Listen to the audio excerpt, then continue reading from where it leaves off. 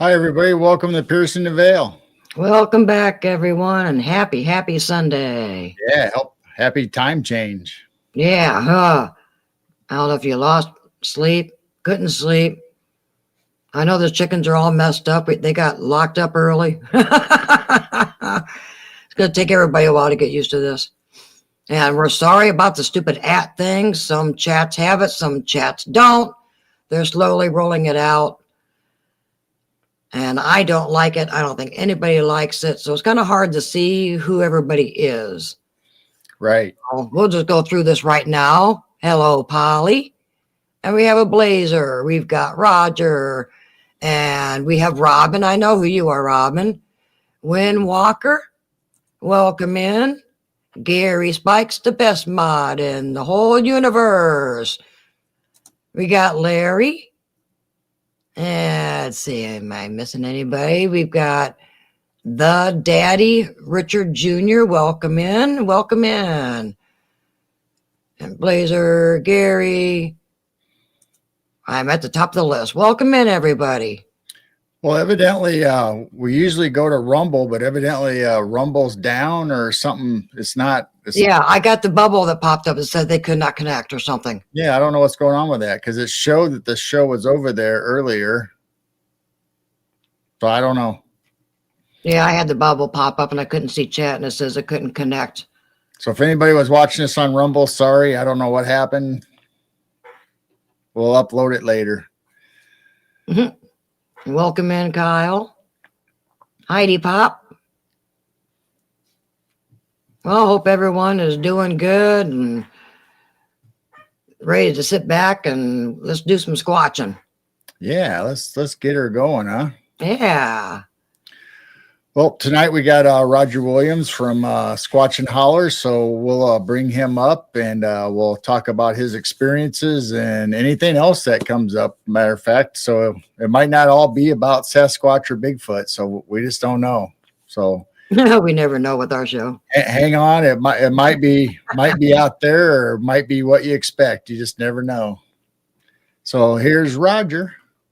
Welcome, Roger. Welcome, Roger. Howdy. How y'all doing? Well, I'm going to have to get rid of that. That's going right across your face. I was just going to say, you got to move chat. There. I haven't even learned how to do that yet. It's right above the chat. It says show comments on stage. Okay. They got a new feature where you can make it wide and big and tall. And so I did that last time when me and Jane was on, but we didn't have a guest. So I thought, oh, that's kind of cool. So I put it on this time. It's like, oh, that's not going to work with three of us. What's really nice is, YouTube can be a stinker. And some people, they don't have their chat repeat after their show. Right. Well, there you go. It's on screen.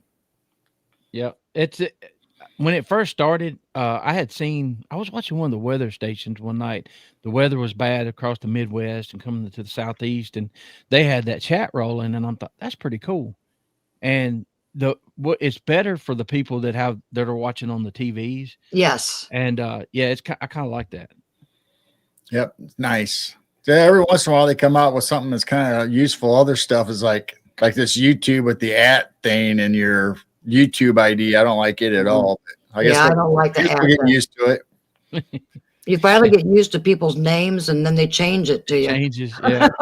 It's like, well, even the people, they look at their chat name. Is that me? I didn't do that. Well, we're excited to have you here tonight, Roger. Yeah. We haven't really ever spoken before, I don't think, but I think we've been in some of your shows or chats. Oh yeah, one of my shows. So we're looking forward to hear some of your experiences or whatever you'd like to talk about. One of my favorite shows was a few months ago, and you guys were live going down the road. And you remember what happened during that show? I do. I had to delete it. You did? Well, yes, because when it happened, I dropped a lot of F-bombs because I was in my wife's truck, first of all, me and my son, and I was going to just continue because I knew the deer wasn't okay. Yeah. And and he's got a sense of humor. I created a monster, and he knows we're live. Greg's on the phone, and he's talking, and So Peyton just real dryly says, "I hope that wasn't a homeless guy or whatever." I'm like, "Oh, Oh, now I've got to back up and show everybody that I just didn't kill somebody." So, but the truck, it didn't do any damage, and I was almost stopped, and the thing slipped. The poor thing slipped and fell under the tire. So it was so that's what horrible. happened. It Right. was horrible, yeah, Well, it looked and like it was going away from you, and I it keep was. rewatching it and rewatching it, and I'm going, they didn't hit that. It looked like it was going away from you, and then all of It a sudden did. it happened. It did. It left. It went down the fence line, turned around. I thought we were good, and it came back the way it started, and I saw the the shadow, and I saw just the ear and the eyeball, and it slipped and it fell. Mm. Yes, and it was hard. It was, and the thing was, the language was so bad. Yeah. Larry. So Larry says, "Are there any updates on Greg?" Yes. Yeah, he's doing better. He's still in the hospital. His numbers are getting better, and he felt good enough to eat a whole big salad, and so he's starting to text again. So that's a good sign. Good. Yeah. But yeah, that's the one good thing about this community. Mm-hmm. There are outliers and people that don't get along, but the core bunch, you get to know each other. You have something in common. You have something you couldn't talk about for decades, and you kind of get close, and you get to be like family, and sometimes better than family. So I'm just been impressed with all the prayers and stuff for him, and it's always good to see people be genuine and and get along, and we may not agree on everything, but we don't have to, Right. Right. and it just doesn't mean we hate each other. Absolutely. I've told this before. A lot of times, my dad was involved in city politics. He was a head of a ward in our small little town, and then he was supposed to run for mayor. Everybody wanted him to run for mayor, so he had many nights, whether it was leaders from churches or from the city, whether it was on Democrat, Republican side, sitting at the coffee table, having coffee, cake, and drinking. They didn't agree with everything they were talking about, but they were able to have that conversation without getting mad at each other. Yeah. Right. And my background, I was born in 71. We were poor as dirt. My mom and dad took a chance in like 1977. My uncle was selling a little old country store, and it wasn't making a ton of money, so it wasn't that expensive.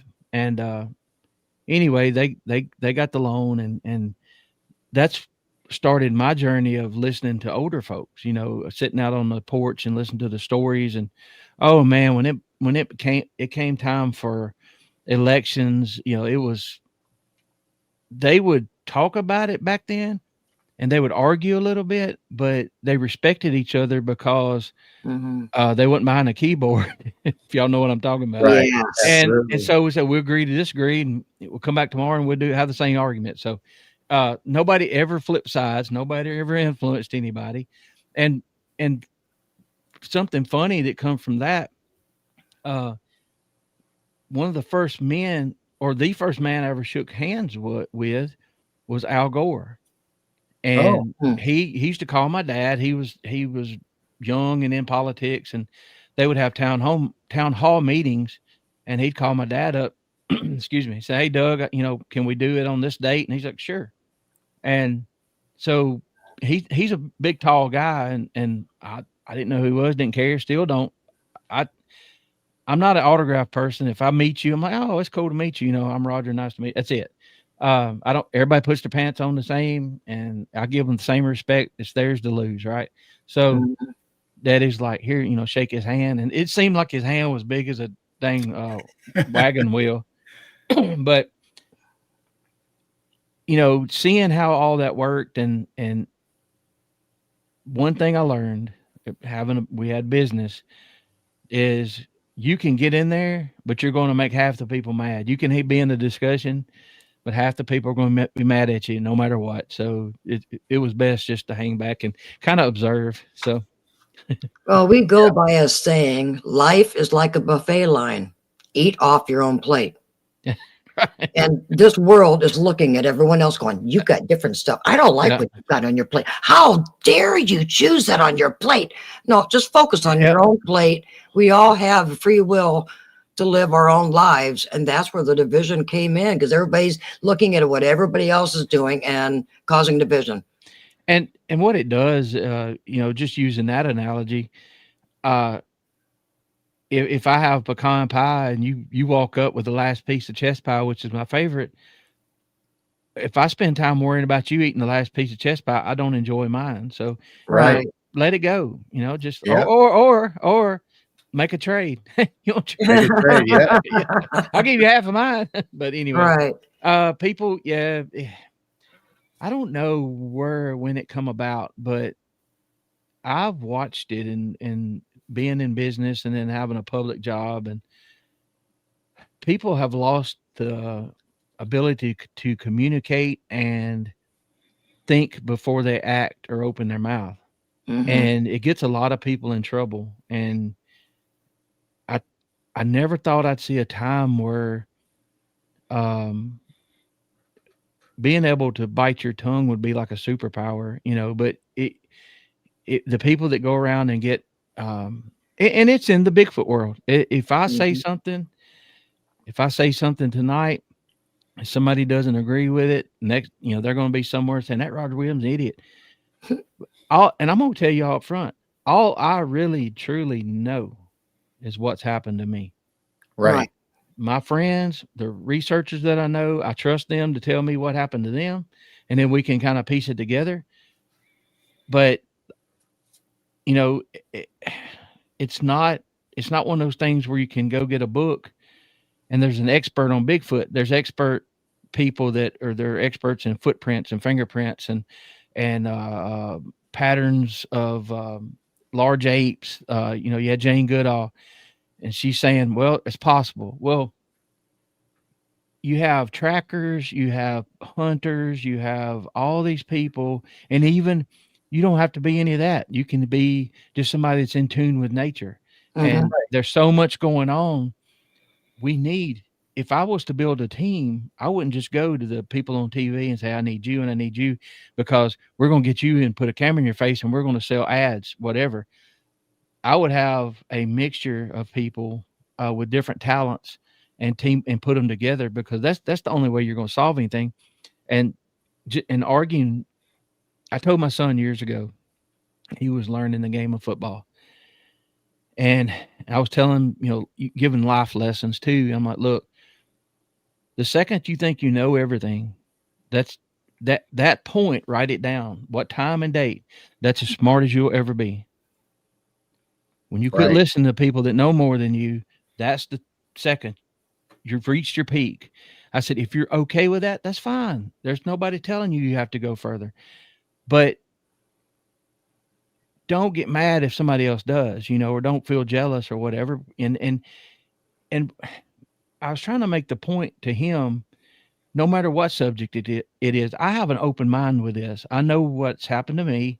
And because I have an open mind, it really helps when you talk to people. I've talked to people 3 years ago I thought were crazy, but now 3 years later, after things have happened to us, I'm like, I've actually sent messages. Hey, I'm sorry. I wasn't getting what you were putting down. I thought you were kind of nuts. And they're like, I know you did. But we knew you'd come along. So you have that open mind. And I tell people, I don't know whether I'm open-minded because I saw a Bigfoot or I saw a Bigfoot because I'm open-minded. Right. I don't know which came first, the chicken or the egg, but I feel like there's something to that. I have a cousin that he's like the modern day Daniel Boone. And he says, I've been out in the woods as much as you or more, and I've never seen one. I said, and you won't, because they know what you would do on site. Gary. just a little. No, Gary's cool. But that's the main key. You have to have an open mind. Yeah. And Well, I've seen the division and the fights in the Sasquatch community, the Dogman community, UFO community. I think all communities have division. No one knows how to agree to disagree. yeah, yeah. And I'm one. I've learned. I've learned more in my life by. You ever heard the term country dumb? Where Mhm. you sit back and you don't say anything, you listen, you watch, you Right. look at the different personalities, who's saying what, and you can pick somebody out of the crowd that's genuine and say, "Hey, I'd like to talk to you later." And I've had people do me like that too. So, um, it's I think it's natural for some people, but I truly believe that, like you said, we have to have an open mind if we're in this for the right reason. So, and people know. My son's calling. Sorry. I think people pick up on that. I'll tell everybody my favorite answer, or not my favorite answer, but I'm not scared to say I don't know. Mhm. And if I don't know, I'll take an ink pen and I'll write down I need to check in on this, or I need to call somebody that knows, or Right. say that says they know. So yeah. And how many times have we changed our mind on things also doing all this research? We've changed our minds a lot of times. And um, there are people that live with these things that um, let's say they have 500 acres, or they back up to a national park or whatever. And let's say the family, just like Gary, his situation where they've been around for generations. Mhm. Gary knows what has happened to him. He knows what's happened to his family. He knows how they've interacted. But three hollows over, or two states over, if you go in there, who knows if they're the same way. So, but it's good to listen to everybody and just take note. Right. Mhm. Yeah, it's just like everything, everybody's experiences are going to be different. It doesn't mean their experience isn't legitimate, or they didn't have it, or they don't, they didn't perceive what they saw or whatever. I can't say, no, that's not correct, because I wasn't there. I didn't see what you saw. Right. Doesn't mean that your Exactly. experience has to be exactly like mine, because I don't want to be in a box and miss out on all the little clues and nuggets that everybody else talks about. Like, it could fit in to all kinds of experiences that you can't explain. That's And one thing how the world's changed is people don't believe in the word of mouth anymore. It used to be you could be on stand and you listen to the witnesses' stories. No, everyone wants proof, proof, proof, proof, proof. They will not believe what someone is just saying. yep. And here's the way I handle. So, I never want to hurt anybody's feelings, but it comes to a point where if they cross a line, you kind of have to, like, hey, wait, this is the way we do things. Mhm. But I try to be. Oh, when I started the show, you know, Jane, you saw me on other shows doing co-hosting and stuff, and I was in chat all the time, and I didn't get to ask the questions I wanted to. And I saw these sides, way over here and way over here, Mhm. and I'm like, how do we do a show and not divide everybody and whatever? Right. So I thought about it for a while. Me and my son, we came up with a name, and I so what if we try to be a bridge between all that? Why don't we look at how everybody can be a little bit right? Let's start with that first. How can everybody be a little bit right? And Mhm. and they won't talk to each other a lot of times, and, oh, you're nuts. And we started. I had guests on from every side, and I Mhm. was trying to be the bridge a little bit, right? It's worked to some extent. Where if I have close friends, Gary's one of them. Gary, I mean, if we're sitting in a campsite, and he tells me something, and I've never heard it before, yeah, my eyes might get wide, but I'm listening to him, and he's talking serious, and then maybe he shows me a picture on his phone, or Flat Rock does, or somebody. If TKB does, here's where I've never met him, but here's what I would do. If I see it, I'm gonna say, I see what you're talking about. But if I don't see it, help me a little bit. And I tell, the one thing that I realized is there may be 7 people look at that and say, oh my God. And I'm like, what are y'all talking about? Right. I can't see it. So if I'm closed-minded, I'm like, y'all are nuts. There's nothing there, right? But what scares me more is that 7 people are seeing something I'm not, so right. And that's where I started looking at, the human body, and we're all wired different. We all have different talents, and some people may be able to see just in a certain light spectrum that I can't, and maybe they see through to another dimension, or they see things that are here that we just can't see. We've all heard the stories of the military coming up with the goggles that freaked out some of the soldiers, and they started shooting at things. Right. So, the cyanide glasses or goggles. Yep. They're making contacts like that now. That's creepy. Yeah, I do.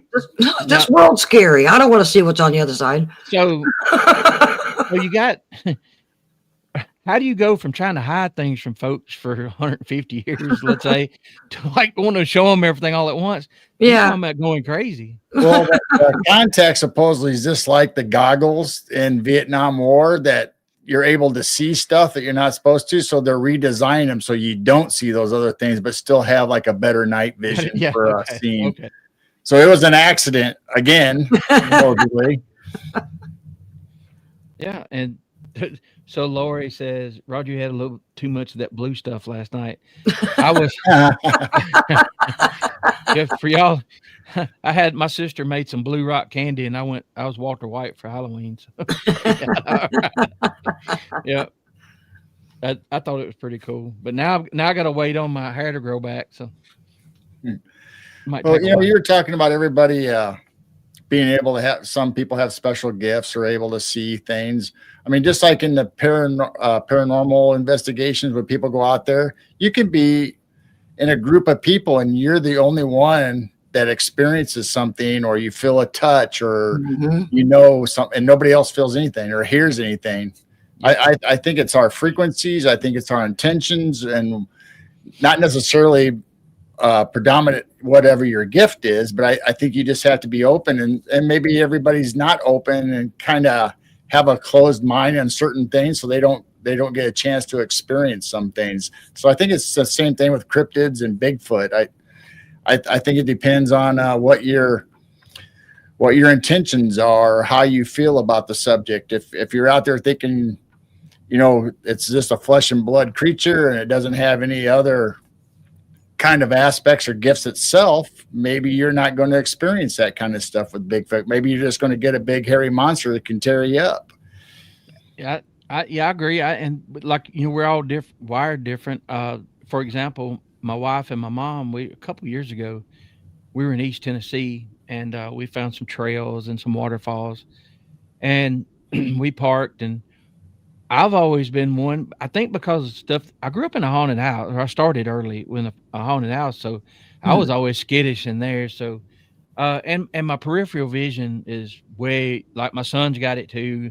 I've talked to Greg. We talked to certain people that, we can go by a house, and up on the hill, I'm driving down the road, and Heather say, "Oh, they had a nice older car up there." I said, "Oh yeah, that red 68 Satellite Plymouth." You didn't even look over there. I said, "I saw it."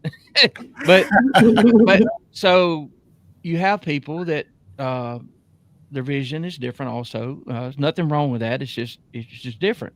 Well, I think that's why a lot of times, if we go somewhere, if us three go somewhere, and I'm always looking around because I see things moving, and I'm curious.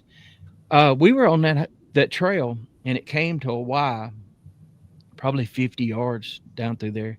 It was summer, everything was green. This man, he was about 6'2", 6'3". He had on a bright blue upper, orange joggers, running shorts, and some wild colored shoes. And I saw him, and he looked at us, and he kind of nodded like, "I'll go this way, give y'all room." So he went the other way, and they're talking, and I'm like, they never saw him, and I'm like, y'all, you might ought to keep your head on a swivel. We're in the woods, for snakes or a skunk. Right. Even you don't run up on a skunk. And we are. I said, no, you're not. Did you just see that 6'2" dude dressed in bright blue and bright orange that was 40 yards away, 50 yards away? No way. I'm like, and he went down the other trail. So if he was up to no good and it just been them two, when they went past, he could have come in behind them. So Right. it's and with animals, like you said earlier, people are always wanting this undeniable proof, and I understand that. I really do. But then you can't believe the proof. It's right. And I've seen some amazing pictures that just blow you away. But now the first thing people say is AI or whatever, and it's getting bad. AI is getting good enough that it's dangerous. It's really dangerous because y'all could take a picture of me, put it in an AI, put something offensive on my shirt, and then animate it and give it you could take a recording from my voice, put it in AI, and have me saying something really bad. And Right. that's simple. That's easy on AI. Now you get, I don't know, it's no good. I use it some, but it's not good. But we're living in the days that you really don't know what's real and what's not anymore. You have to go with your own BS meter, if you want to call it that. Yeah, and that's the good thing about some of us that are older. We had chances to perfect or hone in that BS meter by dealing with BSers. But if you grow up sitting in a room playing games, and if you really think about it, I've been lucky I'm here, but I learned the hard way a few times that have been valuable lessons, like things that probably possible couldn't have come back out of. And then now, so when my kids always told them, look, when I give you a warning, it's not something I read in a book. I said, I've got the scars and I've got the cracked bones and stuff to show y'all. I'm just concerned. And, but the way I handled them was to tell them the truth that they can handle at the time, be honest with them. And that's the way I handle the subject. I'm not going to go out there and, if right now, if I saw two of my best friends faking a track and then took a picture and it looked amazing, I ain't going to have nothing to do with it. I am not going to back them up. My daddy told me a long time ago, the only thing that you truly own is your name, your good reputation, and no amount of money can bring that back. If I have something, I'll present it to the people and let them judge it for themselves. But I am for discussing all these weird subjects and in a way educating myself, and then that way other people can go educate themselves, because I think the more we know, the better off we are, the stronger we are. And I just feel like there's been so many things hidden from us, that we're just now refinding. It's incredible. Absolutely. And if you go through life with a closed mind, you might not get a chance to experience some of the wonders, or however you want to describe these things that appear to people. I mean, there could be stuff happening right now that I just can't sense or see or perceive. But the more open I am, I would hope that, I'll get a little chance, or maybe a little glimpse of, like our show says, piercing the veil. You get to see a little glimpse of the other side. Do I want to live on the other side and see them all the time? Probably not. I don't know if I could handle 24/7 of everything bombarding you. But I mean, sometimes that's what people with gifts get. They have to have filters to help them not go crazy from all the stuff that they see and experience. We all have different gifts, so some of us are more sensitive and more empathic. So you can have, just like me and Geryl, be someplace. I might pick up something and he goes, I didn't pick up on that. Well, we all have different gifts. We're all on different levels. Yep, I totally agree. He Geryl said something there. It just kind of it hammered me because it's true. I had things happening early on. It got so bad, paranormal wise, that I prayed to God to take it away because it scared me so bad. And one of them was, the haunted house deal. But it's like you said, if it's every day, I'd probably be in a mental institution right now.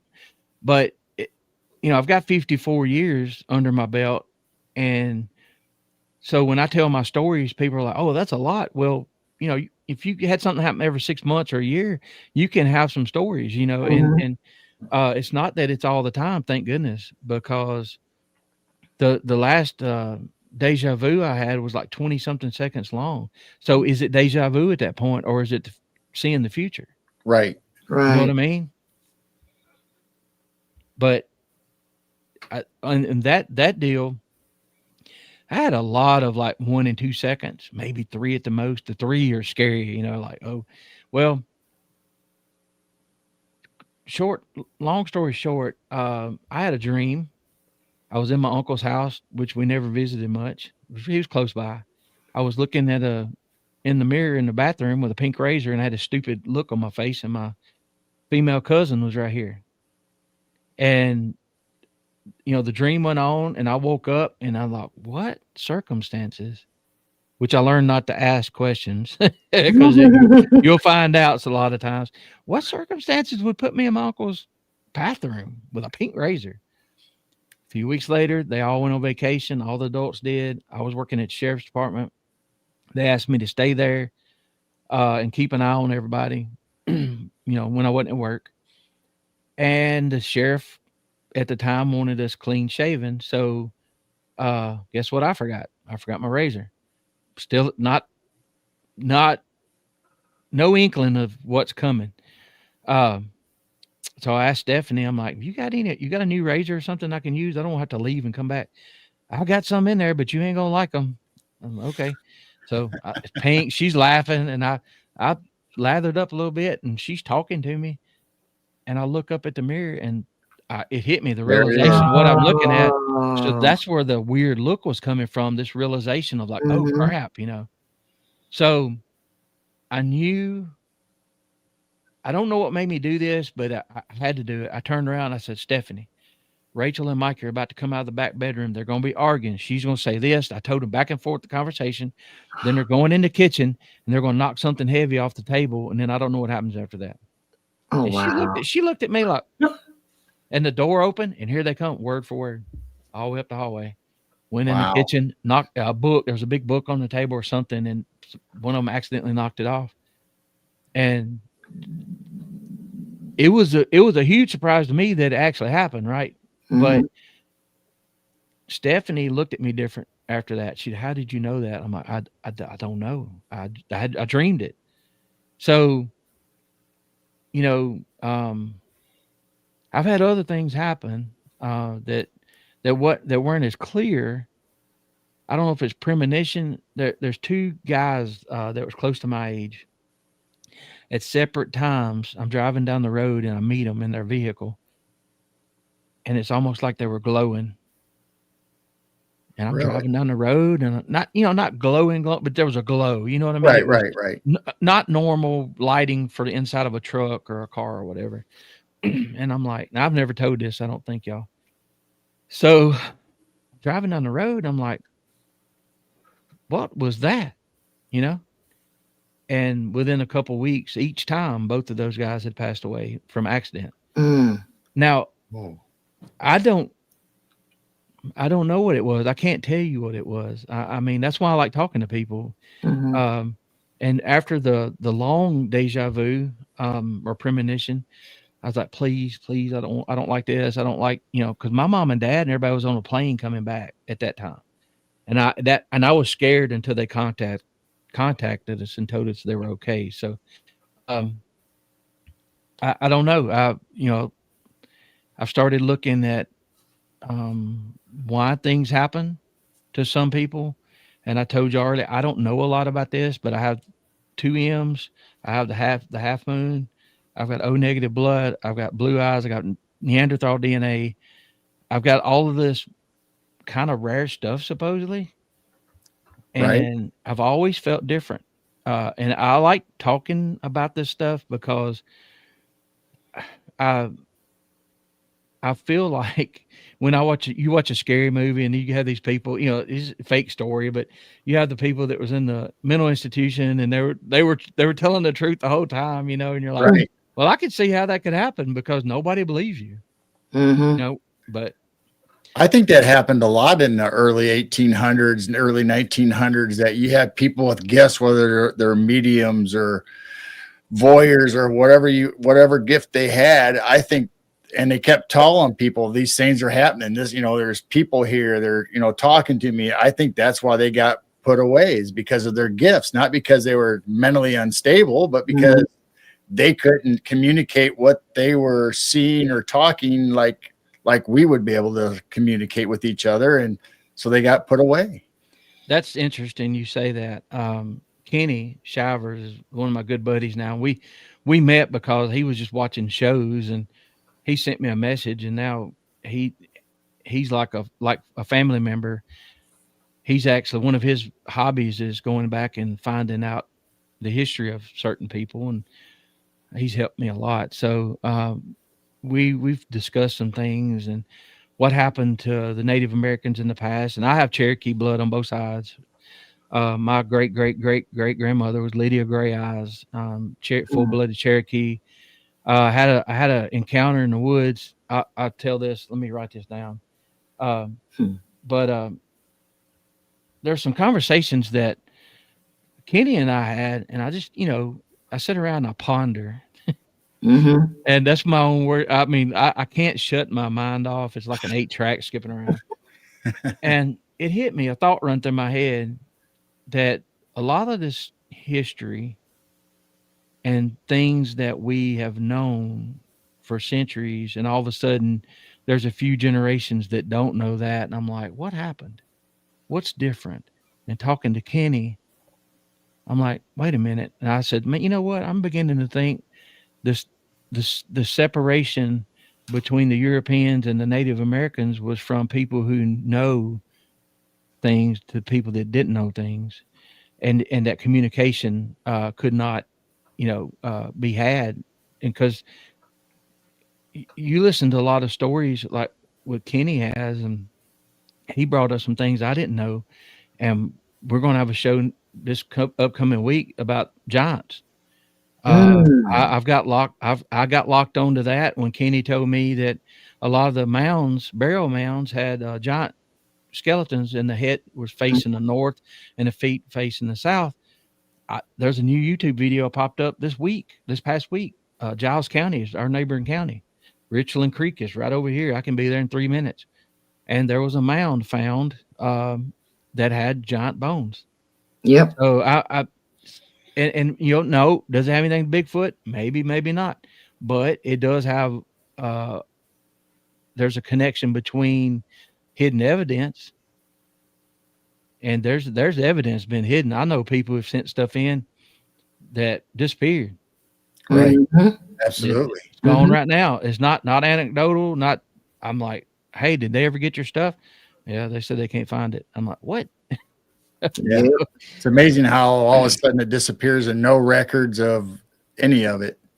Yep. And so going back to Lydia Gray Eyes, my son and I, we were in Gatlinburg, and we ran up over to Cherokee, North Carolina, and we're walking around, nobody's paying attention to it. I didn't see any signs like "Don't go this way," so we're looking around. I said, "Hey, let's go through the woods here.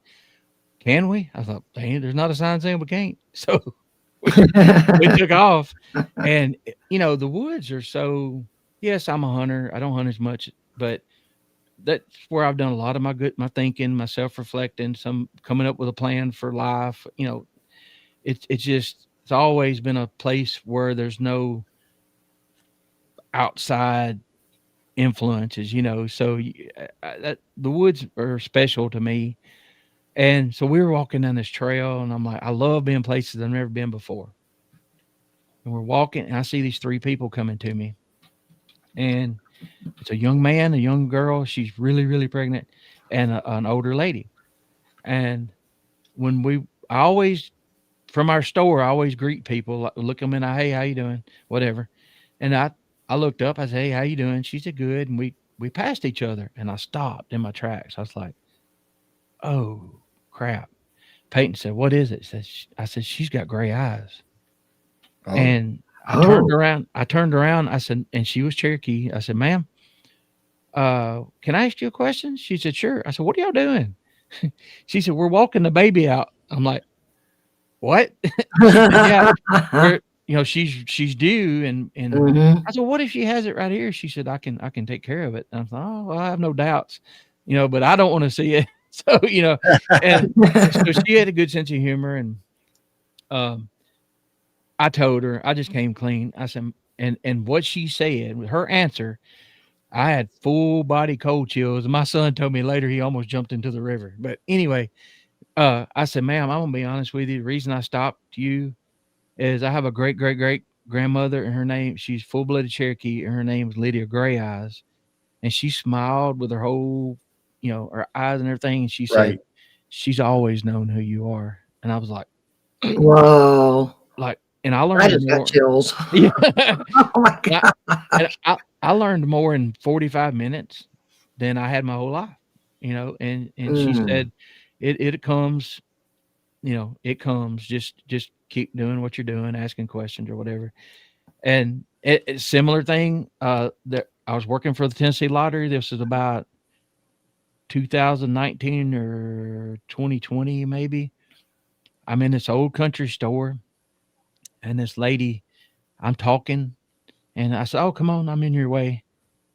And she's looking at me and grinning and smiling, really short thing. And I'm like, what's going on? And she looked at me. She said, can I see your palms? I'm like, sure. And this is before I knew about what we just talked about. And I laid them out there. And she said, you don't even know, do you? I'm like, wait, what? And she walked out and left me. She said, it'll come to you when it's time. Oh no. Really? So I couldn't remember what it was. I never knew. And then when I started, digging, and so maybe she knew something I didn't. I don't know. You said something a minute ago about the gray eyes, that you could tell she was happy, and the aura and the appearance that she gave off. Because I've noticed that in people too, that even if I didn't see their smile or their facial expression, I just saw their eyes. Their eyes are so lit up, and you just get that happy feeling just from their eyes. Exactly. Because how many times have you had somebody fake smile and you're like, what's wrong? And they're like, what do you mean? Everything was believable except right here. Yep. So you can read them by their eyes. Yep. You can tell how sad they are, if they're worried, if they're in trouble. You as probably have seen that. You can just see the worry in people's eyes, and just like you said, the happiness also. Exactly. Are they looking at you, or they keep looking away and not really focusing at you? That's another thing. And they have tails. Like after you get to know somebody, and when they're not listening to you on the phone, or they got these certain words they go to, like okay, and but you're right, the eyes. And I'm gonna tell y'all, I had 2 encounters at our store. How do I tell this? So I had an old homeless guy, hitchhiker, came in, and he was talking, and it wasn't a language. I didn't recognize anything that he was saying, and it wasn't loud. It was just, he came in, he was dirty, and he came up. I said, how you doing? And he never said a word I could understand.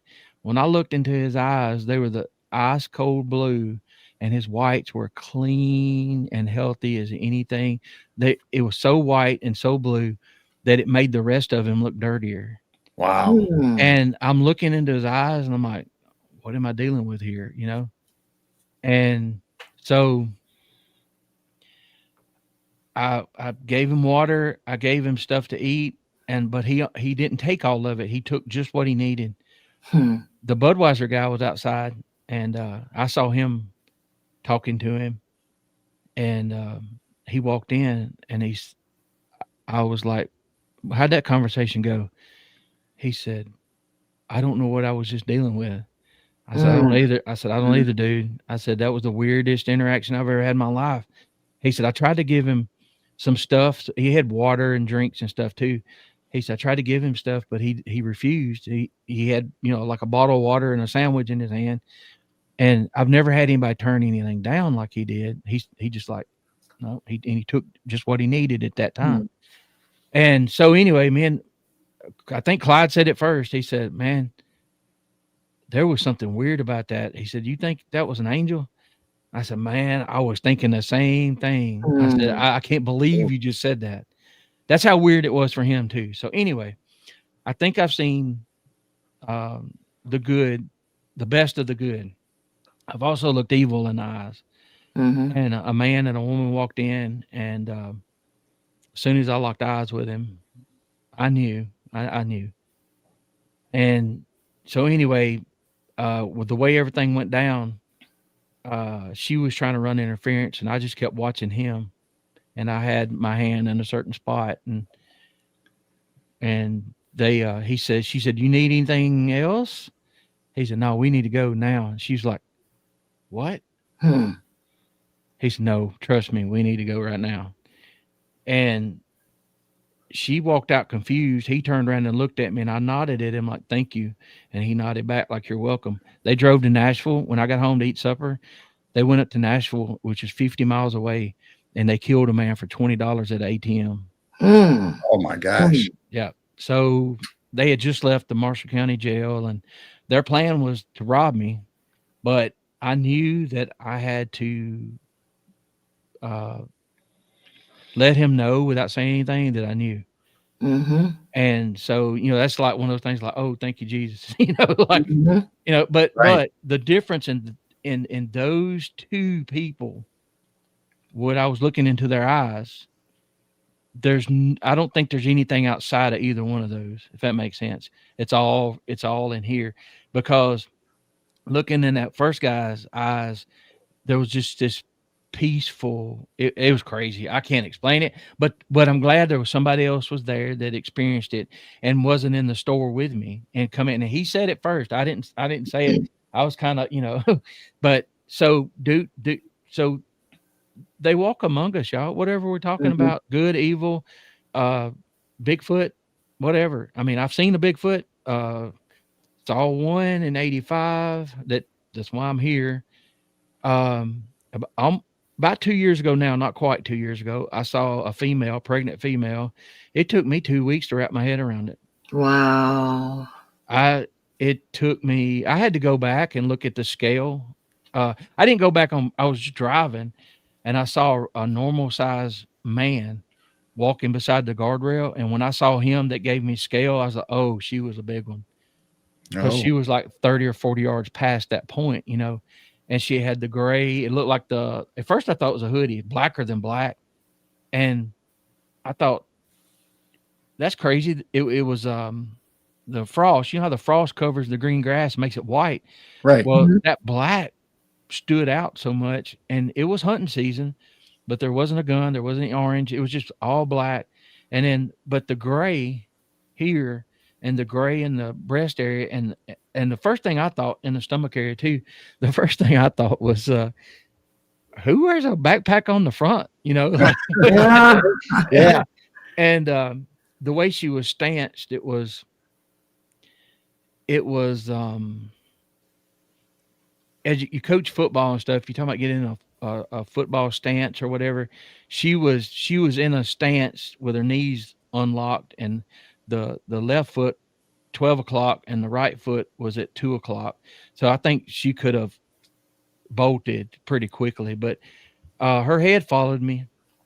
And I don't know what it was about. I want to go there, and investigate because it felt like for lack of a better, it felt like an invitation almost. Like here we are. And, I've talked to researchers that's been doing this for, 5 decades. And what they'll tell you is the more things you see, the more you see. Right. And it may be that you set intent. People used to get on to me in my videos. Roger, you ain't ever gonna see one. You always carrying a gun. I'm like, I said, okay. You tell me as long they know my intentions. As long as they know my intentions, we're good. Yep. Because there's things that will get you down and eat you out here, and it's not them. So if I've got my wife or my dog or my kids with me, that I'm responsible. So the other thing to that is you said that like you guys made eye contact or you like had a connection. So that goes back to like the cyanide goggles. When they were seeing these demons in the trees, they would turn and look at the soldiers once the soldiers recognized what they were looking at. So they made that connection. So I think the cryptids are the same way. It says once you see them and you recognize what it is, I think they can see you then or make that connection with you. And they're reading us by doing that also. So I had somebody in the family. We did a Halloween show a couple years ago. And he was a recent addition to the family, so I knew a little bit about some of his things that he's been through. And he said he was in Franklin, Tennessee one time.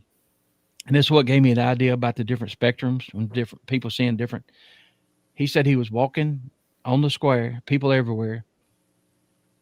It wasn't a holiday. It was just a normal day, overcast day. And he sees this guy coming to him, and he's dressed in like Civil War period dress. It was a soldier. He said, but the thing was, the light around him, it was like straight up and down, but like he was looking into a doorway of amber. Oh. And this guy's coming at him, and it didn't surprise him for some of the things that he's been through in his life. But he looked at him, and the guy looked at him, made eye contact, and he said, "How you doing?" or something like that. And he said, "You can see me?" He said, "Yeah." He said, "Man, nobody ever sees me." Wow. And he said, "Have a good day," and he went on, he looked back, and he's still in that amber color, and so that got me thinking, well, what if he has an ability to see, like it stops here, but it goes out further, and you can see in this little strip of the light spectrum. Yes.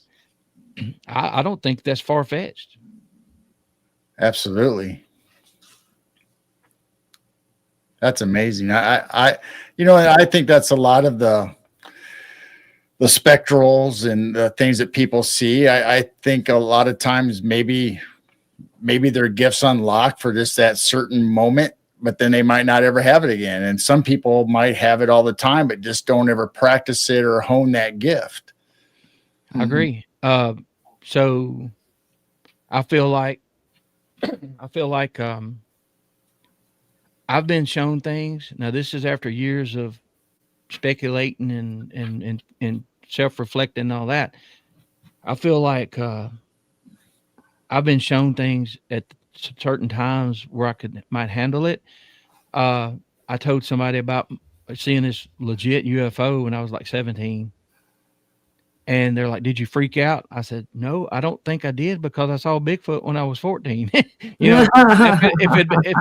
So it's like, okay, here's something else, but when I saw the Bigfoot at 14, it was about a 30-second encounter. Got to see it.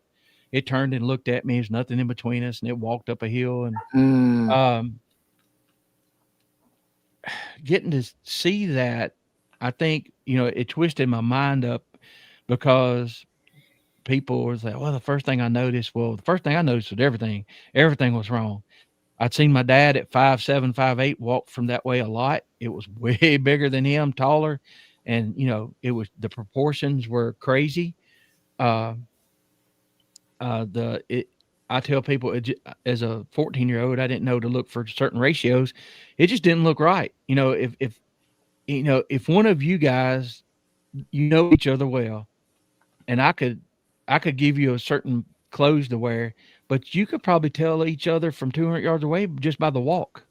Mm-hmm. You know Right. what I mean? Because you Yep. know each other, right? So, Mm-hmm. you know how humans walk. Well, this was different, and the closest thing I can compare it to when it was going up that hill, that high grass that I had to step over sideways, kind of, and leaning up and tripping, and uh, it was stepping over it like a walking horse, Hmm.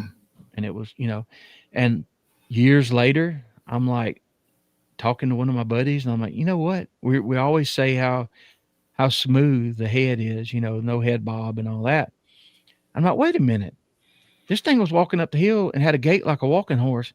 I said, what's the purpose? What's the competition judged on in the grand world champion over here in Bedford County next door? I said, what do they judge those riders on? And they said, how still their head is.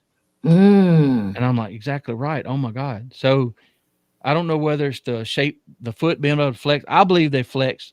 I believe the foot's flexible all different ways. Just from reports I've seen, tracks we found, uh, certain whatever material it's in for traction, it can adjust its foot. It can cup sideways. It can cup Mm-hmm. forward for traction. Right. I feel like that might help the younger ones if they want to climb a tree. This is all speculation, but I'm looking at tracks and, like, okay, one thing I'm finding a pattern is usually the cup is on the uphill side. It might be the right foot cupped, but the left foot's cupped also to get that traction, right? It's kind of like trying to walk up a hill in cowboy boots. It ain't happening. You got to turn sideways, in the mud and slick material. So I'm not an expert at all. The only thing I revisit stuff we've seen and had happen to us. So I kind of try to think through it like that to make it make sense, so. Yeah, there's a lot of stories, not stories, but a lot of people's experiences and the videos you see of whether the Bigfoot is in water or snow or whatever their environment is. I think it's the same thing because you'll see them walk through these big mounds of snow out in the wilderness, not struggling at all. Where we've all grew up, or most of us anyway, in my area, we grew up in these great big snow areas, and when we walk through it, it's a struggle to push through those big drifts and Mm-hmm. out in the yard. And same thing, they see videos that are experiencing them running in water, but there's no great big splashes or struggle going against the water. They just like glide right through it. And okay, when I was like 31 or so, I got on a health kick and I started walking and I started lightly jogging, and I found out concrete's a little harder on your knees than asphalt. Driving or trying to jog in grass is terrible because you have to pick your foot up higher. So you're right. I think we walk on flat surfaces all the time, and they're out in the wilderness all the time. So they're working those muscles in different ways and different terrain. And I feel like that's a reason why a lot of the animals are quicker than us. And I mean, when I was trying to walk up that hill myself, it would take 3 to 5 minutes on a good day. This Mm-hmm. thing went up it in seconds, probably 10 to 15 seconds at the most, because the whole thing lasted about 30. The way my memory works, I'm cursed with this. I don't have a photographic memory, so to speak, but if I see something, if it's burned in there, if it's something that's traumatic or it's really cool or whatever, Right. I replay it like a movie. I rewind it and replay, and uh, that's been burned into my head. There's some things that goes away a little quicker than others, but I think the more the more shocking it is, the longer it stays. But So, how many Sasquatch have you seen? so Ton. no. So Okay. I saw that one in 2014. The reason I did that is because it takes a lot for me to say that was a Bigfoot. Okay. So 2014 was 100% Bigfoot. Nothing happened for like 30 something years. Mm. Didn't have we moved away about 5 miles. I hunted. We did stuff outside. We frog gigged. We fished at night. Never had anything happen until 2020. We went on the south end of the county, and we were scouting, and then that's when the rock was thrown at us, and it fired all these memories back up, and I had to tell my son some of the stuff. And so anyway, didn't see anything there. The one about 2 years ago, the female. There's been two ifs, but they were massive, and I don't know what else they could have been. I think one of them, Gary was down there with me. Actually, we weren't together at this point, but we made a wrong turn in Talladega National Forest, actually, and there's nobody around. And I thought I saw one turn, already turned, but set down, and the shoulders and the head and everything. And when we came back, we turned around and came back, it was gone. But it looked like I could see the sun was shining on the back. I could see through the hair. But I don't know that's what it was, because I didn't see. If I'd seen an elbow or an ear or a jawline, I would say that was 100% a Bigfoot. But I couldn't, because it was turned away from me. And I talked to some of the researchers, and they said that's what they do.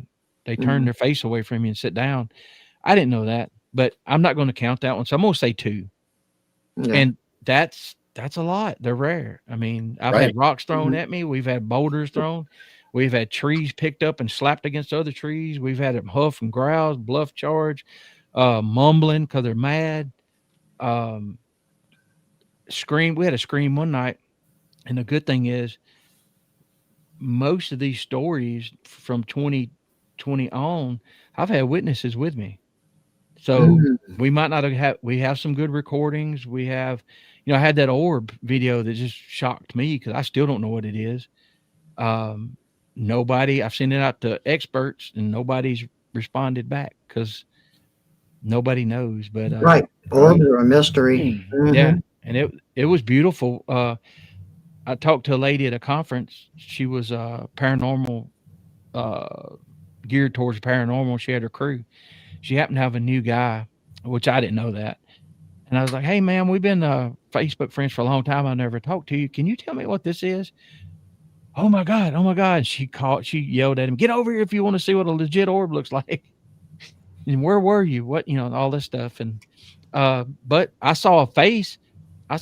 Right before that, and we got a picture, but it's grainy. It was a thermal camera.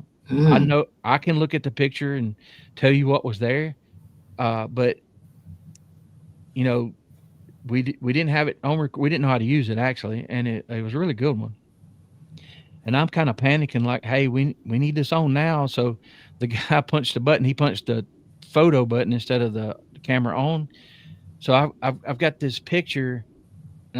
I think what it is it's got its hand on a tree closest to me, and it right as he was about to punch the button, this thing started dipping its head. I think what it did, I think it pushed away from the tree. So what we've got is this, and then up the nostrils. Oh, okay. But I can't, I can show people that, but most people can't see it, because what they look at is they see this right here and this, and it does look like a little chihuahua. It looks like a dog. No, that's the hand. But so that's something that I keep and very rarely show people, because I know how it is. I mean, very few people.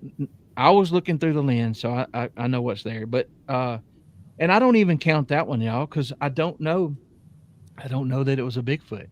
Right. The nose dropped down almost to the top lip and curved under, and the nostrils were hidden by that hooded nose. So it was an odd shaped, prominent nose. This in here, really, really humanish. Wow. Matter of fact, it reminded me of one of my good friends. So, yeah, but that. Some people, I did an AI. It took me a couple of days. It did not want to give this creature a humanish nose, and I fought with it, and no, that's not what I want. And I finally got it close, And everybody's like, "Oh my God, look at that nose." I'm like, "Yes, that's what I'm saying." That's it. I don't know. I don't know what it was. We were on the 33rd parallel. There was quartz rocks everywhere, and Kenny, Harley, and Flat Rock were there. And what I had just done, pitch dark. It was right at midnight, right on it. We had seen some red orbs. Uh, Several people saw them, but right before those started, I went and took those quartz rocks, and I was like, "Hey, you ever seen coal fire? I saw this on TikTok. Let's try it." So I'm over here arcing these quartz, and we got the coal fire. Then all heck breaks loose. Everybody's running and getting thermals, and like, "Oh my God!" People jumping in trucks, and I'm out of here. But so I don't know whether I released some kind of energy or the energy was released and things got curious and started coming in. So that. Y'all, that sounds like the craziest story ever, but that happened 100%. I've got witnesses that stood there and saw everything and heard everything, and it's amazing. And I think, let's say 5 or 6 months removed from that, you get kind of used to the idea of it, but right when it was happening, it wasn't fun. I just put it that way. Now, we were told by somebody behind the scenes that the Bigfoot that they experienced, that they're there as stewards of the land, and so there's always quartz veins or ley lines, and there's a portal. They're there to manage the portal, what comes in and what goes out. Look, I was told 3 years ago it's all about energy. I didn't understand that. Now I know. Everything is energy. Everything we do. We're energy. We're energy, right? If you cut the power off, we ain't here no more. Part of us will be here, but man, I don't know where I've started. I'm a bad student as far as like remembering big numbers and names and stuff like that, but stuff like the Schumann resonance and stuff, and that's you got the earth and you got the energy, which is all fact. It can be measured. I have a lot of times where I've felt a bad energy, and Right. I have been better off in my life to pay attention to that than to move forward and ignore it. I just know that. But yeah, Bigfoot dwarf. That's exactly right. Pyro, how y'all doing? Good to see y'all. I don't know, and maybe it's right beside us. Maybe it's in that dimension that these guys were seeing through with the military glasses. I'm not that smart.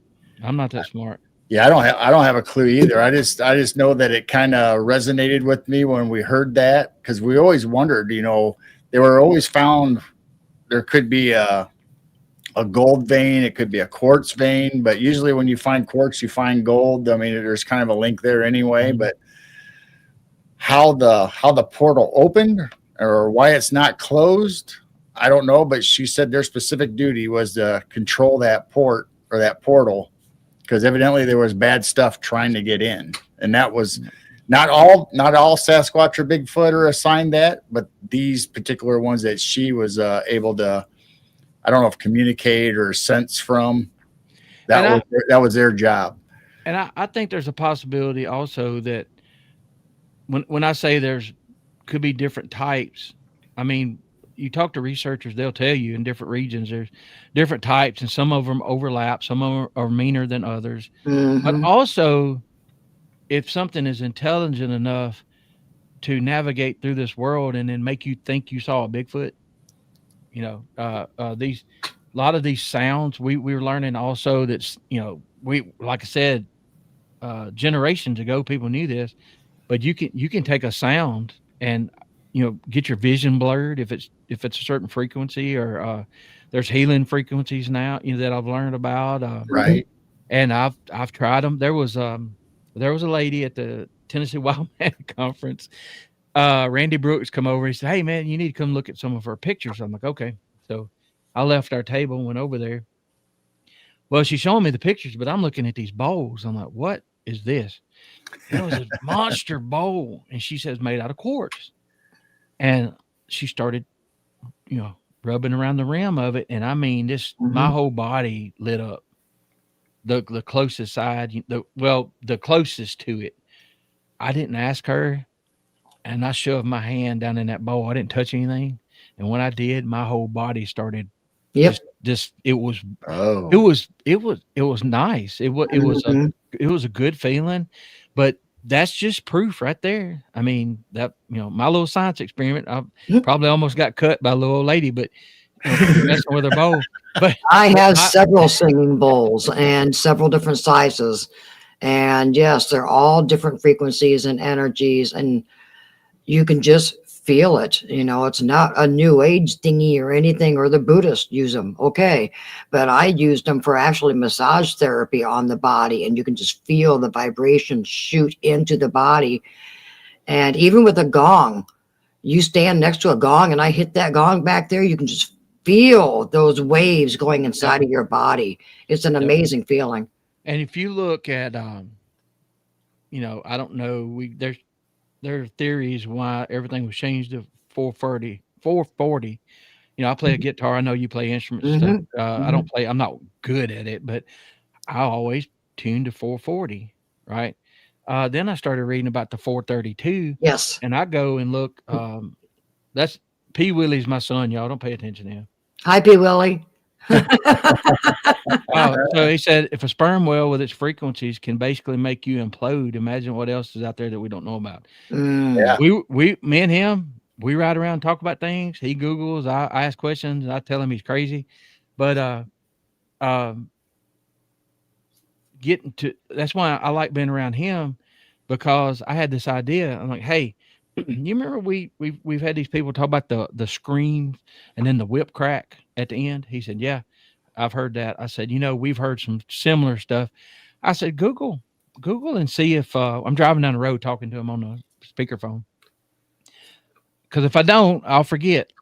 That's just the way I am. I said, hey, Google right quick and see if some primates have, I know they have some of the air sacs, but ask if it makes a certain sound, like a whip popping sound or whatever. He laughed. He said, yep. He said, a lot of times when those sacs, when they scream and they expand, when they shut, all of a sudden it makes a loud pop or crack. I'm like, oh, because I've heard those stories. I've heard I know people that's talked about it, Right. And so what I try to do is okay, we don't know what it is, but let's try to find it in nature. If we can find it in nature and it already happens with another animal, and the reason he brought up the whale, we went to somebody at work heard him listen to one of our podcasts and they're listening and kind of making jokes. And a few days later, like, hey, you believe in all that? They said, all I can tell you is what's happened to me when I was with him and stuff, like one day, we were at the north end hot spot, nothing in particular, going middle of the day, nice weather, no wind hardly. And I'm like, hey, he's the sound guy. He can do all kind of calls naturally, all kind of different animals. And I was like, hey, do the barred owl just for fun, because we would have sometimes they would come in and they would answer and they would fly in and whatever. I said, get them stirred up. So he did it, and one answered way off. Well, this was going on, and there was two coming in, and they were up in the trees. We couldn't see them yet. And all of a sudden, on the ground with us, probably 60, 70 yards across the field inside the woods, goes, His head, he snapped around. He's like, what the hell was that? I'm like, I don't know. He said, it sounded like a 300-pound owl. I said, it's on the ground with us too. That was horrible. So I like doing the little screech owls. We got the itty bitty little screech owls around here, and I like going out in the backyard going at them. Well, yeah, there was a couple of nights that I'd hear this weird screech owl outside our bedroom window, and I said, that's not a screech owl. and you look, we all know that you could take one animal and it might make 15 weird sounds, Yes. but that's the good thing about knowing your area. If I go to your area, there's some things I heard, one of those sand cranes at church, 7 or 8 months ago. I didn't even know they were around, and it sounded like a transformer shorting out. And I'm looking around, I'm outside, what is that? So I filmed it and I sent it to Peyton. He said, "Oh, it's one of them sandhill cranes or something." I'm like, my God. But what I was getting at with the 440 earlier, when I found out about that, and then the 432, I went to Spotify and just Googled 432 hertz for songs. It's like a soundtrack of my life. Some of my absolute favorite songs. It's a healing frequency, and they knew it, and that's why they changed all the songs, even hymnals. They changed them up to 440 because it's not as much of a healing frequency. Yep, and then you find out about the bells when they're all taken down, and we have we have recorders now. Used to when I was little in the 70s, I remember being around the square, and those real pretty boom, that resonance, and just like, oh man, that's creepy, or it sounds good, or it's just, but you felt it. Now you can almost hear the cracking and popping with the tape rolling. It's like it's not the same. Right. It's not the same. I think that's why everybody in the old days had grandfather clocks also. It was a constant healing that was playing, hitting those chimes. Yeah, and look, I'm gonna be honest with you, and everybody in chat. 3 years ago, I wouldn't have been able to have this conversation. There was things I knew, but it's like little things have been pieced together, and you're like, okay, well, if this can happen, then what about this? And they call it the rabbit holes or whatever, but right. Yep, exactly. You talked about the human resonance, that we have a certain frequency. Not only do we have a certain frequency, but it reacts with the Earth's resonance. So there's a mutual energy flow between us and Earth, between our resonances, but also our organs have specific frequencies and resonance for each individual organ. So our total all frequency doesn't match each of our organs. They all have, just like tuning a radio. You can go down a radio station all the way down to dial. That's kind of like inside of our body. Each organ has a different frequency. It's all within inside of our body that has a resonance, but each organ has its own specific. And my dad back in the 70s had kidney stones, and they used frequencies in a saline solution to bombard those kidney stones to break them up. So you can have good, you can have bad. So when did they start hiding that from us? Early 1900s, 1800s. Yeah. And even Bigfoot has been a plan for a long time. And even Bigfoot, at one point, you didn't get in trouble, in 700 AD or whatever, or BC. If you saw a Bigfoot and you went and drew it on a cave wall, it's like what you saw. Right. Be careful. I'm putting this here. I don't know what this is, but I saw it. Y'all be careful. Then you get, newspaper clippings. The show we're going to do Thursday. We looked up Bigfoot stuff. We're always looking up for old Bigfoot sightings from the newspapers. I went and did a lot of research yesterday with actual newspaper clippings with giant bones being found, and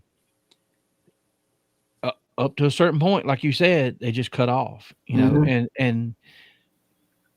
it was a well-known fact, I guess. And I have had people at church, like years when I first started this, they're like, "You really believe in all that stuff?" I'm like, "Yeah, I mean, I kind of have to. I saw 7.5 foot Bigfoot when I was 14, but that's just me. So I have no choice." And that just made me question other things. Well, I don't believe in all that stuff and all them giants and stuff like that. And I'm like, we're in church. I said, you don't believe the Bible? What you talking about? I'm like, I start naming stuff out of the Bible. They don't talk about it. Right. Okay. So anyway. Well, and speaking of the Bible, most people know about David and Goliath. Right. But Goliath was not the only giant at that time, or mentioned in the Bible. He had 4 brothers. Yep. So when David gathers up the 5 smooth stones, he was fixing to wipe out the whole bloodline. But he did later. He did later, but you know, there's hints and clues. I mean, I don't know. Yeah, Pyro, you know me, buddy. It just fell down a sinkhole instead of a rabbit hole. You're right. But you go back to when I was 14 years old. I ain't worried about nothing but Looney Tunes and cats. You know what I mean? Yeah. And then a Bigfoot steps out in front of me. So that lit the fire. It made me learn about people. Oh, don't mention that. You know, I got to buy with it when I was younger. Like, you ever seen a Bigfoot? Every now and then I'd have somebody, you know, but once you reach a certain age, but there again, we all have our opinions on different shows from the past, but because of those shows, some of them might have been cheesy or whatever, but because of that, you know, they normalized the subject that now I've got Dr. Squatch stuff in the bathroom. You know, you look around Slim Jims and it's commercialized. But you know, when y'all remember before Ancient Aliens, every now and then you'd see something. Well, Ancient Aliens popped up on TV, and I'm watching and taking everything in I can because I saw the UFO and I'm wondering what they are, and I'm struggling with it being a believer, you know, being a Christian, not perfect by any means, but you struggle with that. And then finally it hit me like, well, you know, if God created everything, he created them too. So we're good. Then I can just let it go. Right. So, all right. That's my way of dealing with it. But you know, when Ancient Aliens started, I was surprised at what they were discussing. It went on for another season, and it went on for another season, and on and on and on. To the point where talking about aliens, even if somebody in the government says something, everybody's like, "Oh, okay," you know. Right. You take that shock away. You put it desensitized. Exactly. You put it in people's minds. I see that now with a lot of other stuff that is going on. You look around, and I've got a metal Bigfoot out here painted black. The guy gave it to me because he wasn't selling anymore, and it's about 3.5 foot tall. But you see those in random people's yards, maybe 8 foot tall. They're everywhere. So it's just, you know. Yeah. We visited our niece one time. She's got this, 8 foot tall silhouette on her barn. And I went, that is a cool Sasquatch. I said, do you believe in him? She goes, oh, no, I don't believe in anything. I just thought it was cool. Yeah. But she has one. Yeah. Ain't that weird? I mean, I don't know. I'm not saying the word we're getting to was the desensitizing. And I think a lot of times that's not by accident. So who knows? You look at the amount of people that are, you know, population naturally grows. You look at people developing, and there's a lot more stories out there. You got people like us coming back out and saying, well, this happened to me back then. I just couldn't talk about it. You got all this equipment. People are, you know, it's affordable to some folks now. They're getting out, they're getting great audio, and then you can put it on a spectrogram and it'll tell you what it's not. And then you can compare it with somebody, you know, up northeast, and which we've done. But we've called a scream at Hollands a year and a half ago. There was 3 of them, but the biggest one, the first one, was like 80 to 100 yards from us, and put it on spectrogram, and it matches up like it should. Chris Reinhardt got audio this summer up in the Northeast, and we met down here at Greg's, a month or so ago. He was showing me, and he sent me some stuff, and I'm like, I played it for Heather, and Heather was there when we caught it, and she looked at me. She said, "That sounds familiar." I said, I didn't say it. I want confirmation. I said, "Yeah." I said, "Let me send this to Chris. Hey man, I want you to listen to something." Sent it to him. He said, "It sounds almost exactly alike." I was like, "You're right." And when this one screamed, another one I don't know, 150 yards down the ridge, screamed back like, "Here I am." And then in a triangle pattern across the ridge, I don't know how far away it was. There was a dip and maybe a creek, but on another ridge, there was another one gave the same scream. It was just shorter. And then it was like, "Here we are. Where are you? Here I am. Here I am." And then, of course, the coyotes, they couldn't stand it. They started going crazy. And the whippoorwill, once you get a whippoorwill fired up, you can't cut him off. So it's like, oh my God, shut up, dude. That is amazing. It makes me wonder how far can they vocalize to hear each other? Right. Yeah. And, it probably has to do with, can you imagine being a mile across a lake and how far it would carry? And well, you know what? All three of these were at high points too. So they were up there with us. We've done it. I don't do much of that because I can't. But I have some people around that, man, I heard a call last weekend in Alabama, and some of the old, I don't even remember what they were called. Some of the old Bigfoot outlaws got back together, and I was lucky enough to be standing in a field with them at midnight, and I got to hear some of their calls. One guy let out a call, and I thought, after 10 seconds, I thought I'd be passed out right now. After 20 seconds, we were whispering, "What is he doing? Is that a recording?" After 30 seconds, we were just watching and couldn't believe it. But they said the longest he's ever done, they like 55 or 56 seconds. Wow. Can you imagine that? Wow. And they said he used to get a lot of responses from Mississippi in that area. And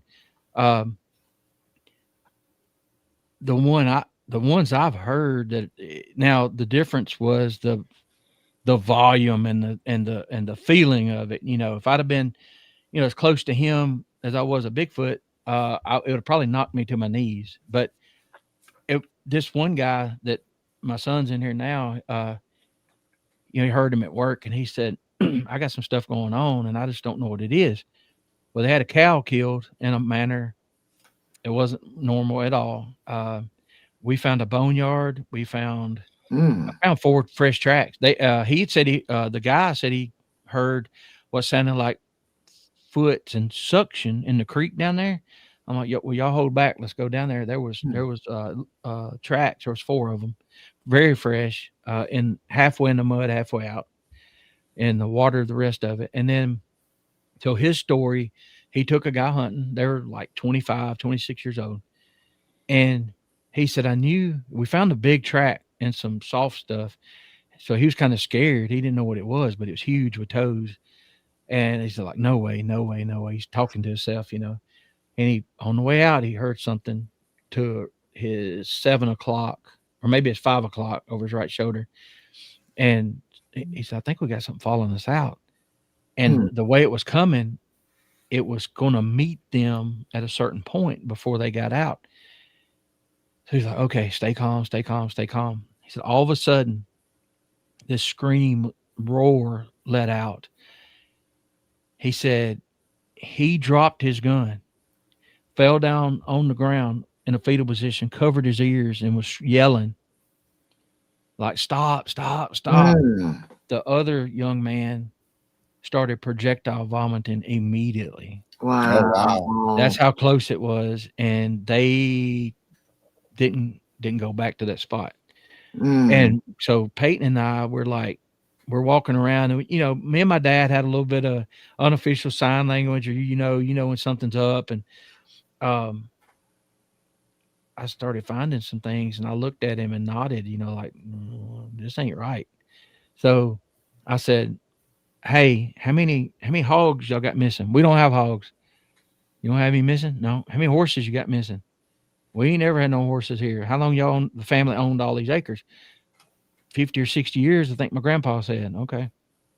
Dogs? Any dogs missing? Nope. We're going along. And why? Why do you ask? I'm like, he's standing in the same spot we're standing in, but he's not aware. I'm like, there's like 2 or 3 horses, skeletons and skulls and hogs and cows. And I said, I know y'all got cows. I said, don't you see all these skulls like off down in here and all? Wow. And they were different ages. There was a canine skull. It could have been a coyote, but it had been taken and split open long ways from nose Mm. Really? and whatever, dug out whatever you wanted to eat, and um I'm nervous. I mean, when you start seeing this, you're nervous. Then we find the tracks about 4.5 foot apart, both all 4 of them, just consistent. Peyton, he might have saw them first. He said, "Look," and he pointed down the creek, and I'm like, "Uh-oh." So I went down there and looked. I got a few pictures. It's hard to tell. Now, y'all, if you want to pay for a service, I don't think it's really high. Peyton has it. It's well worth it. Because he's paying for it, not me. But LiDAR on the phone, if you have an iPhone or a really good phone, you Right. can take that LiDAR and I can make a 3D picture of this. When he first got it, we just remodeled the kitchen and living room. He went around and did a 3D model of the whole everything. Now, if you Wow. take it and look at a footprint, you can scan it and then you can take and rotate it 360. Rotate it to look. Yes. So Wow. yeah. Oh yeah, he said the hog looked to be about a 300 or 400 pound hog. The head was massive. But there you go again. We're looking for things because we knew what to look for, and without getting too graphic, the way the cow didn't have a bite out of its cheek. It had what looked like something that had strong hands and reached and grabbed it by the cheekbone and just ripped Pulled everything it. out. Yeah. So Wow. I won't get into that. There's some things we could talk about privately, but Right. it was pretty bad. But The one thing that you mentioned, you said how powerful their vocals are. Well, you can imagine something that's 7 to 10 feet tall, maybe even taller than that, and how massive and wide they are. That chest capacity for that vocalization and that resonance that comes out with it. Yep. I mean, just like an opera singer, how an opera singer can throw their voice all the way back to one of the largest halls that they could have, even without amplification. So imagine something that's that tall, putting that kind of pressure from their chest and their vocal going out, not to mention infrasound. Exactly. And that's measurable also. And I think I've been stopped by that before. And I'm lucky enough to have researchers. I started this to ask questions. I didn't realize how many people I was going to meet, and I think if you're genuine and you're really looking for answers, and they can trust you, they'll share with you. But it takes a little bit. But with that, I've been taught how to tell the difference between rock clacks, mouth pops, and stuff like that. And once I was told that, now I can hear it. Like, so the sinus cavity and all that, it's so big. They do a mouth pop, you hear the resonance in the back, in the sinus cavity in the throat. But they make different sounds. Here I am sounding like I know 100% everything. But I've heard the different sounds. I've had Heather, one day we're walking their land. I hear a tapping, and I'm like, that's not a mouth pop. And she said, "You hear those 2 rocks being clacked together?" I said, "Yeah, I do." Well, the thing is, long story short, we found out that we haven't seen them, but we have enough evidence, audio evidence, and things that have happened to piece together, what we think's going on. And I was told that the older male and the female, after they threw the fit and we kind of like bowed down and like, okay, we're sorry. You're the king of the hill. Now the young male is really mischievous, and he's the one jumping out behind us and screaming and scaring the crap out of us. Well, and we're sitting there one night, and I put everything down. I had my phone recording all this stuff, and we've been there 3 or 4 hours and had a fire going. I threw the phone in there, but I didn't know at the time that these phones, like every 10 seconds, take an infrared photo to make sure to see if you're using your phone. Well, Right. if that's the case, we're like a beacon, like a lighthouse, out there. If they can see infrared, which we feel like they can, and it's possible they can. And so I put everything up, and we've got me, my wife, Peyton, and a non-believer crap that's scared of the dark. We're sitting there, and we've got the fire going. Been there a while. I'm thinking, man, we were about time to go. It's about 1:00, 2:00. There's nothing behind us in the field. It's pitch dark. We got the fire going. It's the only light we got. We're laughing and cutting up. And all of a sudden, something jumps out behind us about 30 to 40 yards in the dark, in the open, and lets out the scream. It's so powerful. It sounded like a human for a half a second. It sounded male. But when it went up, and it maintained that, and then it started dropping off. And I cannot.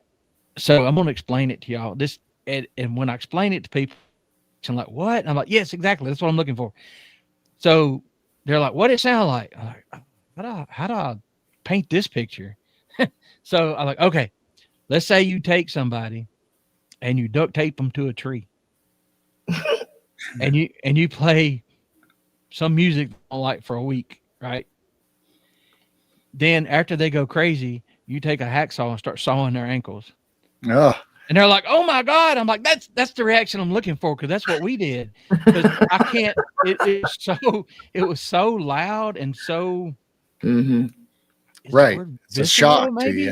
to you. And you felt it, and look, the non-believer said, "Oh hell no!" Jumped off the ran to the truck and locked Peyton out of the truck. Always carry another key fob with you. So, but. That's graphic the way I explained that, but that's the reaction we got from just being there. And then, he turns around, flashlight, and I whip around the other way, and I've got a 2200 lumen flashlight. It's kind of small, but it'll light up the whole field. And I clicked on it, and man, there ain't nothing there. Wow. And so now we talk to people who, like Kumbo and them, that have had a thermal.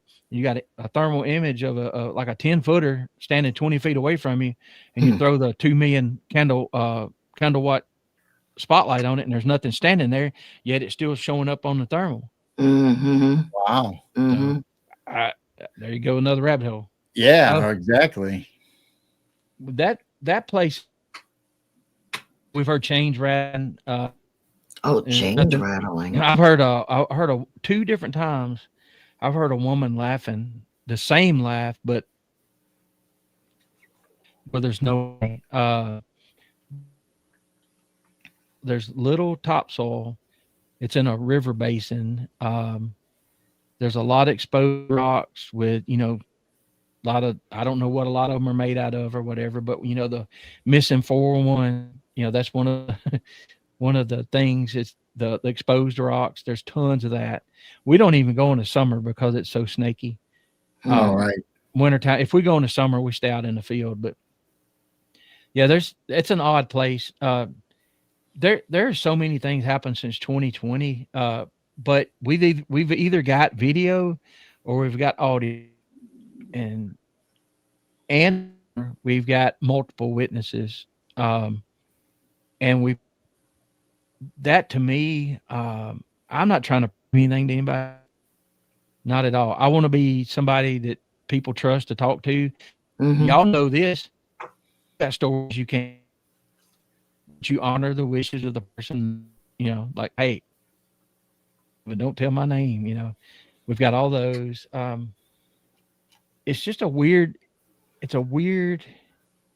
thing we're doing, but it's almost like I felt like I was drawn to it in a way.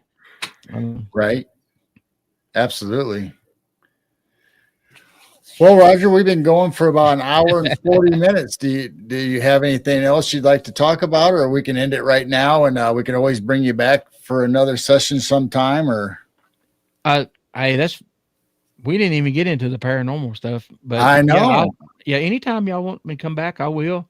No, I would love it. Yes. Yeah, I know I run my mouth, so anytime you you should have heard me the first time I told my stories publicly. I was like, I was trying to get it out there before the guy shut the show off on me. And I go back and listen. I was so nervous and thinking, when you go something bottled, and then it's like you shook a Coca-Cola up and pulled the top off of it. Yep. Everything just It come out all at once. comes out. Yeah. But no, I appreciate y'all. I appreciate what y'all do. I try to watch everybody's show when I can. And it's I'm learning when I'm watching y'all or whoever. You never know when somebody's going to say something and you're like, oh, wait a minute. Mm-hmm. That's interesting. Let me check into that. Another piece of the puzzle. That's what I mean. I mean, no experience really is the same, but every once in a while there's a nugget in there that just like pops out at you. It's like, wow, I never heard that before. That makes sense on something I think may fit into what I've saw or experienced myself. Or I've heard some strange things in our backyard. We've been here 21 years, and we live on the very edge of town. And so all I see up north is fields and cornfields, and the Illinois River is a mile away. So there's trees all over the fields, dividing them. I've heard some weird stuff that I cannot explain. And then several years ago, starting to watch a bunch of these YouTubes, I hear other people saying that, and I went, thank you, I'm not crazy. Yep. And you get reports, and you have people that go investigate, and they'll tell you about some of the investigations, and some of them are at the edge of town. As long as an animal, you take any animal.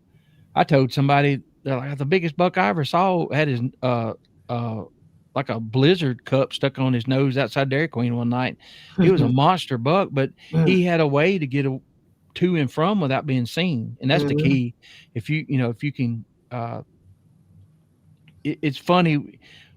Things kind of influence you, like that sugar probably influenced that buck. He probably smelled it from across the road, went over there and exposed himself. So I feel like animals and the Bigfoot and people, we react to pressure, we react to stimulation or whatever. So everything's not the same. And it's just keep an open mind and see what, see what you can come up with. Cause like I said, I only know what's happened to us, and I still don't understand half of that. So, right. Yep, exactly. Well, Roger, thank you for coming. Don't go anywhere. We'll talk to you for a few minutes after. But thank you, everybody in chat that showed up. We love you, and you guys have had great comments, and especially your son. And so we have Squatchin Holler, your YouTube in the description, and they should be able to find you there, as well as all of our links to our merch store and all that stuff that everybody sees all the time anyway. So, but thank you for coming, Roger. And yes, thank you so much. We'll have you back, and maybe we can get down into some of those rabbit holes that maybe you don't get a chance to normally tell on other shows. I love this because when how it is on the other side, when you're the host, you're trying to think of questions. You're thinking, well, should I interrupt here? Should I do this? I love this here because you just get to talk, Yes. Right. That was the whole purpose of our show, was not only talk about the subjects that we're interested in, and it could be anything UFO, paranormal, religious, whatever, it all's connected one way or another. But we just like to think that we're sitting across the coffee table from one another, and just or the kitchen table, and having coffee and coffee cake and just having a conversation. That's Yep. And this is the new way of doing it, since people are like, whoa, how are you so comfortable, doing this? I'm like, well, we had Zoom meetings at work in 2020, 2021. And, I had to learn about angles and all that stuff. You didn't want it down your lap, looking up your nose. And all. So it's just like, you're right. And you look, and Pyro, we're sorry. Your comments not meaningless. I met Pyro before. I was so excited to see him. It took me a few seconds, like putting two and two together. I think I jumped up and gave him a hug, and he pushed me down, kicked me or something. But but I like to have fun, y'all. If y'all come watch our show, we're serious and stuff. But man, we don't take ourselves seriously because, this stuff is traumatic enough without somebody, beating somebody down. So Absolutely. Yeah, I've mentioned this before. This kind of like we're having a video phone call and the chat's just little flies on the wall, just kind of spying on us. yeah, So yeah, once you get used to it, it's just us talking to each other and they're just kind of listening in. yep. And it's it's so much fun when you finally get to put faces with names. And Mm-hmm.